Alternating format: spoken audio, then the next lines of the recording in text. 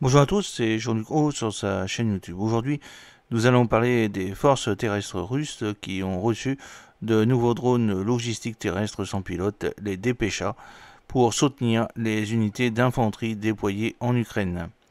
Alors que tout au long du conflit russo-ukrainien, l'accent a été mis sur de nouveaux véhicules aériens sans pilote, la Russie et l'Ukraine ont toutes deux développé différents drones navals et terrestres.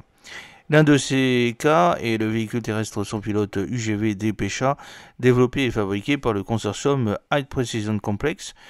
Selon l'un des derniers rapports publiés par Rostec, les forces terrestres russes ont reçu un nouveau lot destiné à être utilisé dans les opérations de soutien logistique. Connu sous le nom de Dépêcha, il s'agit d'un véhicule terrestre sans pilote à roues, bien que certaines versions soient équipées de chenilles.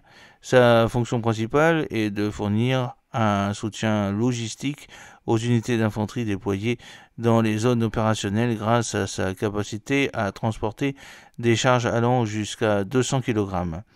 Les charges comprennent des munitions, des équipements et des fournitures médicales et même, comme l'a noté Rostec, l'évacuation d'un personnel blessé. Le drone est doté d'une suspension indépendante et offre une grande maniabilité.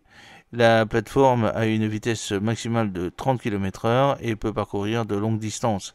Les éléments robotisés de Dépêcha sont contrôlés par le complexe logiciel et matériel Prométhée, a précisé Rostec lors d'un récent communiqué officiel. Enfin, le consortium russe a déclaré qu'il souhaitait développer des solutions pour transformer diverses plateformes en véhicules terrestres sans pilote. Parmi des exemples cités figurent les véhicules de combat d'infanterie et véhicules de combat d'artillerie. À ce sujet, ils ont déclaré: nos ingénieurs de High Precision Systems ont créé un complexe économique compact et polyvalent. Selon sa configuration, il peut transporter des charges et effectuer d'autres missions. Il convient à nous noter aujourd'hui que nous développons des solutions logicielles et matérielles qui peuvent essentiellement transformer n'importe quel véhicule de combat en robot, y compris des chars, des véhicules de combat d'infanterie, les IFV et les systèmes d'artillerie automoteurs.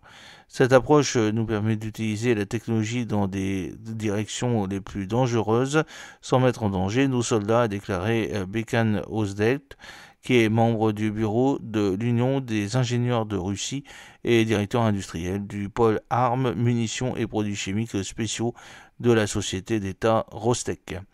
J'espère que cette petite vidéo vous a plu. N'oubliez pas de cliquer sur le pouce pour la promouvoir, de vous abonner si ce n'est pas encore fait et de partager cette vidéo sur vos réseaux sociaux. A très bientôt. Fidèlement, Jean-Luc O.